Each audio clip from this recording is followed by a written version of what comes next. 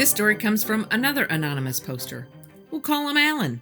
Alan and his partner Mike are experienced Bigfoot investigators and are in a very unique situation in that they have a family group located in their research area around Pulaski County, Missouri. In one October, during a full moon, he and Mike are out on their usual hilltop location, where they're having a lot of success that night tracking two juveniles and an adult. At least those are the only ones they know about. They can hear the giants walking in the leaf litter, and every now and then they can hear a clack or a wood knock from different directions. And after a while, Alan and Mike can feel a change in the wind as the fun attitude that was there before kind of evaporates and an attitude of caution sets in instead. And Mike hears something in the trees off to the north,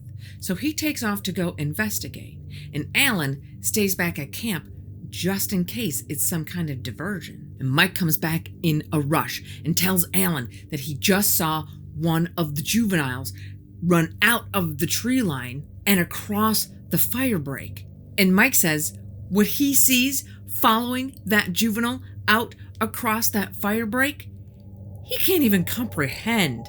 It's about 6 feet tall with pointy ears and a long snout. Now, Alan confesses that neither of them have ever given much credence to the Dogman, Wolfman, Grassman theory. He just thought that those reports were mistaken identification of a Bigfoot or a bear. Coincidentally, Alan had just purchased a .40 caliber pistol with some hydroshock ammunition for it that is sitting in his truck. And after Mike explains what he has seen, Alan goes to the truck, gets the gun, and loads it. And all the while, they can hear the two young ones chattering and the big one stomping around in the trees behind them. They can sense that the Sasquatch are pissed about something because they never act that way around Alan and Mike. And Alan says to Mike, "Take me down to the fire break area where you saw this thing." And with spotlights,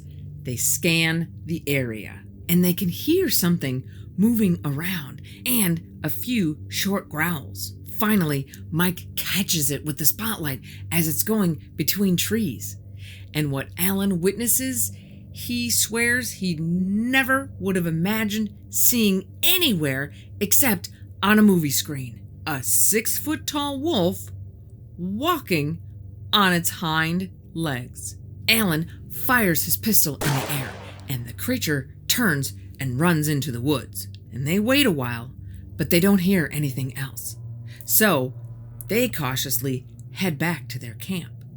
But they can hear this thing pacing them the entire way back. And once they hit camp, they hear this thing continue to approach them. And Mike turns on the spotlight, and Alan levels his gun where the sound is coming from. It is approaching them without fear, and it feels to both of them like it's stalking them in the same way that it was stalking the juvenile Bigfoot earlier. It comes out from between the trees, and Alan shoots it square in the ribcage from 20 yards. And he sees the wound explode in its chest, so he knows he hit it, and it falls to the ground.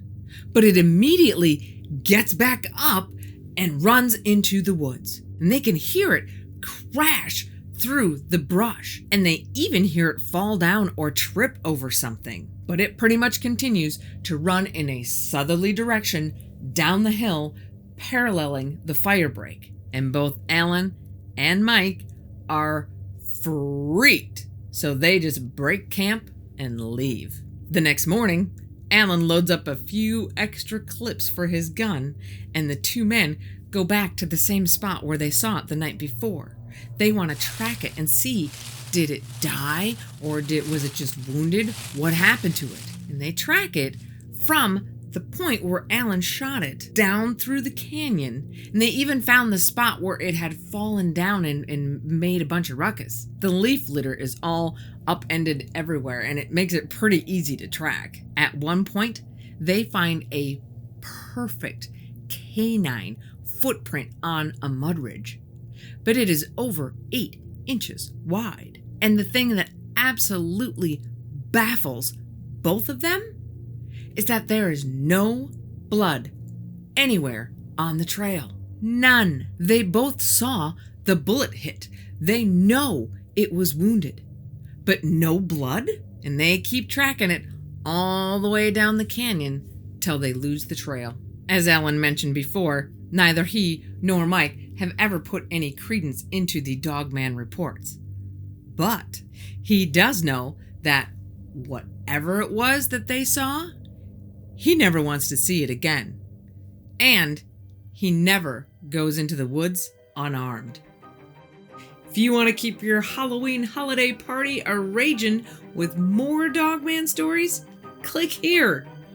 Be careful out there, and we will see you again on the In-Between.